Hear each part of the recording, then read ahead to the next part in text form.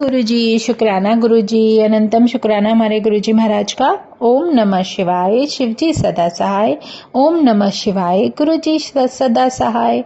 पंचम उमा संहिता में अब 28वां अध्याय है, छाया पुरुष का वर्णन। श्री पार्वती जी ने कहा, आपने काल वचन का प्रकार तो वर्णन कर दिया, अब कृपा करके छाया पुरुष के श्रेष्ठ ज्ञान को कहिए। शंकर जी बोले, हे देवी जी, सूर्य किंवा चंद्र को पीठ देकर श्वेत वस्त्र धारण किए हुए धूप दीप आदि से सुवासित होकर सब फलदाता ओम नमो भगवते रुद्राय इस बार अक्षर, जो ये 12 तरह के जो अक्षर हैं, मंत्र का स्मरण करता हुआ अपनी छाया देखे तो उसे ब्रह्मा की प्राप्ति होती है। ब्रह्म हत्या आदि पाप कोई नहीं छू सकता। यदि वह छाया मस्तक बिना दिखाई दे वह 6 महीने में मृत्यु पाता है। यदि उसका शुक्ल वर्ण हो तो धर्म वृद्धि होती है, कृष्ण वर्ण हो तो पाप है, रत्न वर्ण होने पर बंधन, पीत होने पर शत्रु जाने। यदि छाया नासा के बिना हो तो विवाह, बंधु मृत्यु, भूख का डर होता है। यदि कटी ना हो तो पत्नी, विनाश, पैर ना हो तो विदेह होना। हे पार्वती जी, उस पुरुष को देखकर नवाक्षर मंत्र का अंतःकरण में जपन करे और 1 वर्ष तक जपता रहे तो सभी सिद्धियां उसे प्राप्त होती हैं। अब कठिनता से प्राप्त होने वाली शक्ति का ज्ञान वर्णन करता हूँ। एक गुप्त विद्या होती है जो कि ब्राह्मणों के सर पर विद्यमान है, जिसकी वेद भी स्तुति करते हैं, जो सब विद्याओं की माता है। यही विद्या प्राणियों में भी रहती है, खेचरा कहती है। यह दृश्य अदृश्य, चला, नित्या, व्यक्ता अव्यक्ता, सनातनी है। वर्ण रहिता किंवा वर्ण सहिता वह बिंदु वालिनी भी है। इसका सदा दर्शन करता योगी सफल हो जाता है। वही फल योगी मालिनी के दर्शन द्वारा प्राप्त कर लेता है। इसी कारण बुद्धिमान योगी ज्ञान का नित्य अभ्यास किया करे और अभ्यास द्वारा ही सभी सिद्धियां हस्त होती हैं। इसके बाद सनत कुमार जी तथा महर्षि व्यास जी अपने अपने धाम को गए। अब है 29वां अध्याय, आदि सृष्टि का वर्णन। श्री शौनक जी बोले, हे सूजी, आपने वेद व्यास तथा सनत कुमार जी के संवाद का तो वर्णन कर दिया, अब कृपा करके ब्रह्मा जी की सृष्टि का प्रकार कहिए। यह भी तो आप श्री व्यास जी से सुन चुके होंगे। तब सूत जी बोलते हैं, हे ऋषियों सुनो, नित्य सत एवं असत स्वरूप प्रधान पुरुष परमात्मा ही ब्रह्म होकर सृष्टि उत्पन्न किया करते हैं। सृष्टि रचिता ब्रह्मा है, पालन करता विष्णु, संहार करता शंकर है। स्वयंभू भगवान ने जब सृष्टि उत्पन्न करने की इच्छा की तब पहले जल पैदा किया। जल नरक पुत्र है, जल में स्थान रखने वाला नारायण है। वह अंडा प्रथम जल में स्थित हुआ, तब उसकी स्वर्ण के समान कांति हो गई और ब्रह्मा जी ने स्वयं यज्ञ किया, इसी कारण इसका नाम स्वयंभू हुआ। हिरण्यगर्भ भगवान ने उस अंडे के 2 भाग किए, जिनसे आकाश तथा पृथ्वी हुए।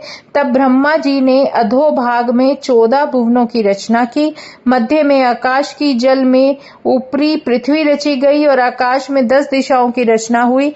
तब मन, वाणी, काम, क्रोध, रूप, रति की रचना की। मरीचि, अत्रि, अंगिरा, पुलत्स्य, पुलह, ऋतु, वशिष्ठ आदि तेजस्वी ऋषि रचे गए। पुराणों में सप्त ऋषि नाम से यही प्रसिद्ध हैं।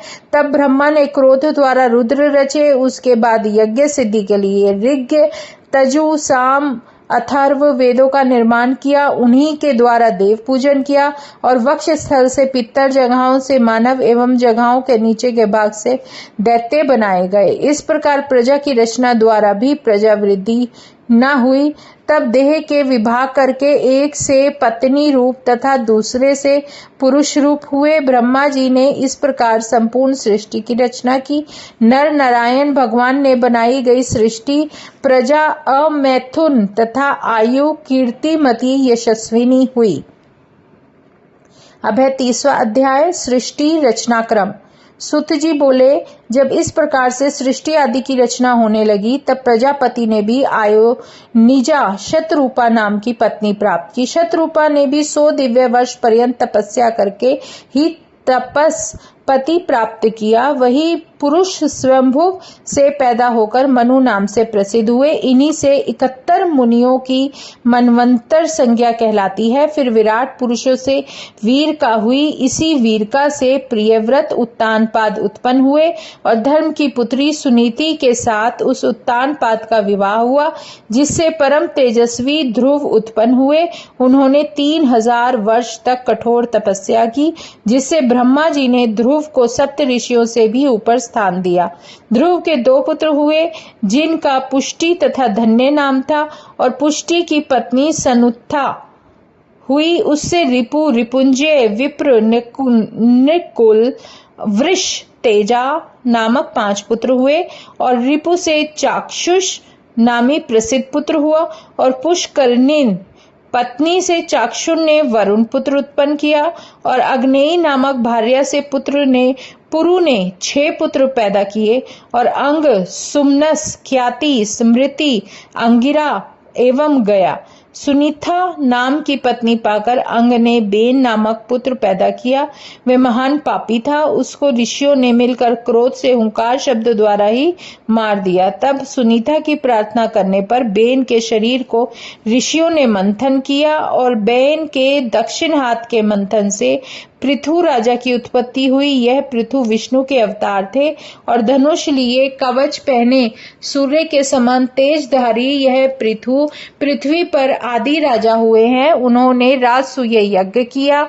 इनके अत्यंत चतुर सूत तथा मगध नाम के 2 पुत्र पृथु राजा ने प्रजा की भलाई के लिए पृथ्वी का दोहन भी किया। फिर 100 यज्ञ किए। उनके 2 पुत्र विजिताश्व, हर्यश्व नामक हुए, जो जगत प्रसिद्ध है। शिखंडिनी द्वारा प्राचीन वरही जन्मा। इससे वृक्ष की कन्या वीरवर्णिनी से विवाह किया। उसी से दक्ष प्रजापति की उत्पत्ति हुई। ये सोम अंश से थे। फिर दक्ष ने मन द्वारा चर अचर 2 पैर वाले तथा 4 पैर वाले जीव पैदा किए। फिर मैथुन सृष्टि रचने लगे। वीरण प्रजापति की वीरनी कन्या से विवाह कर लिया। हर्षव नामक 10,000 पुत्र उससे उत्पन्न किए। ये ही नारद के उपदेश से वैराग्य को प्राप्त हुए। इसे सुनकर दक्ष ने शव, लाश्व नामक 10,000 पुत्र उत्पन्न किए। वे भी नारद के उपदेश से भाइयों के मार्ग पर चल पड़े, घर वापस नहीं लौटे। फिर नारद जी ने उन्हें भी वैरागी बना दिया। यह सुनकर दक्ष ने नारद को बड़ा क्रोधित होकर शाप दे दिया, हे कलह प्रिया नारद, तुम कहीं भी बैठ नहीं सकोगे। फिर दक्ष ने कन्याएं उत्पन्न की। उनमें से 10 कन्या धर्म को ब्याह दी, 13 कन्याएं कश्यप को दे दी और 2 कन्या ब्रह्मा के पुत्र अंगिरा को दी एवं 2 कृष्ण शव की दी। बाकी सब चंद्रमा को ब्याह दी, जिनकी नक्षत्र संज्ञा थी। दक्ष की कन्याओं से देव, दानव आदि बहुत सी संतानें उत्पन्न हुई, जिनसे यह सारा जगत भर गया। तभी से राजा मैथुन द्वारा प्रजा मैथुन द्वारा पैदा होने लगी। और शौनक बोले, हे सूत जी, आपने तो प्रथम कहा था कि दक्ष ब्रह्मा के अंगूठे से पैदा हुए, फिर यह प्रचेता के पुत्र किस प्रकार हो गए? इस संशय का निवारण करे। सूत जी बोलते हैं, प्राणी तो नित्य ही मरते जन्मते रहते हैं और हर एक कल्प में दक्ष आदि मुनि भी हुआ करते हैं। इसी कारण कल्प कल्प की कथा होने के कारण कोई विरोध नहीं पड़ता है। अब है 31 अध्याय सृष्टि वर्णन। शौनक बोले, हे सूत जी, अब कृपा करके देव, दानव, गंधर्व, राक्षस एवं सर्प आदि का विस्तार वर्णन करें। सूत जी बोले, सुनो वीरन, प्रजापति की प्रजा न बढ़ने पर वीरन ने तपस्विनी अपनी कन्या को बुलाकर इसके तथा धर्म द्वारा मैथुन धर्म से सृष्टि रचना कराई। दक्ष प्रजापति ने उससे 5000 पुत्र पैदा किए, जो कि नारद के उपदेश से दिशाओं में ज्ञान के लिए गए, फिर लौटे नहीं। फिर 500 पुत्र पैदा किए, उनको भी नारद ने उपदेश दिया और वो घर नहीं लौटे, उनको भी नारद ने नष्ट कर दिया। ऐसा जानकर दक्ष ने श्राप दिया कि तुम जहां भी जाओगे वहां कलह ही पड़ेगा, इसलिए तुम कहीं ठहर नहीं पाओगे। फिर उसने 58 कन्याएं पैदा की, उनमें से 10 धर्म को, 13 कश्यप की, 27 चंद्रमा को, 4 अरिष्ट नेमा के प्रति, 2 कृशाश्व एवं 2 अंगिरा को दे दी। इसके ये नाम है अरुंधति, वसु, यामी, लांबा, भानु, मरुवती, संकल्पा, वृत्ता, संध्या, विश्वा ये धर्म पत्नियां हैं। इनकी संतानों के नाम सुनिए। विश्व के विश्वदेवा, संध्या से साध्य, मरुवती से मरुत्वान, वसु से 8 वसु, भानु से 12 भानु, मुहूर्तज, लंबा से घोष, यामी से नाग, वीथी एवं अरुंधति से पृथ्वी विषय उत्पन्न हुए और संकल्पा से एक ही सत्यवक्ता संकल्प हुआ। वसु से ए, ध्रुव, सोमधर, अनिल, अनल, प्रत्युषा, प्रभाष से 8 पुत्र हुए। ऐसे वैतंड, श्रम एवं शांत पुत्र हुए। ध्रुव का संसार प्रसिद्ध काल पुत्र हुआ और सोम से चर्चा भगवान की हुई। घर के पुत्र द्रविण एवं अव्यय हुए और मनोहरा से शिशिर प्राण रमण पुत्र हुए। शिवा पत्नी से अनिल का पुराजव पुत्र हुआ। अनिल से 2 पुत्र हुए, अग्निपुत्र तथा कुमार स्वामी। कार्तिक की उत्पत्ति सरकंडे वन में हुई। उनसे शांख, विशाख और नैगमे नामी 3 पुत्र हुए एवं केवल के 2 पुत्र बुद्धिमान हुए। बृहस्पति की बहन तो ब्रह्मचारिणी थी, वह जहाँ कहीं घूमने लगी। 8वां वसु प्रभा था, जिससे विश्वकर्मा नाम के प्रजापति हुए।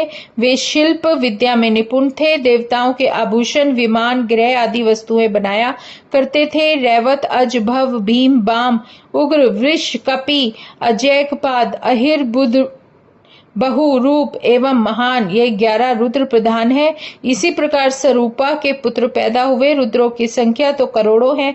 उनके नाम इस प्रकार है: अजैकपाद, अहिर, बुध, त्वष्टा, रुद्र, वीर्यवान, हर, बहु, रूप, त्रयंबक, अपराजित, विशाकपि, शंभु, कप्ति एवं रैवत ये 11 रुद्र संसार के स्वामी है। इस प्रकार गिनते गिनते रुद्रों की संख्या 100 ही हो जाती है।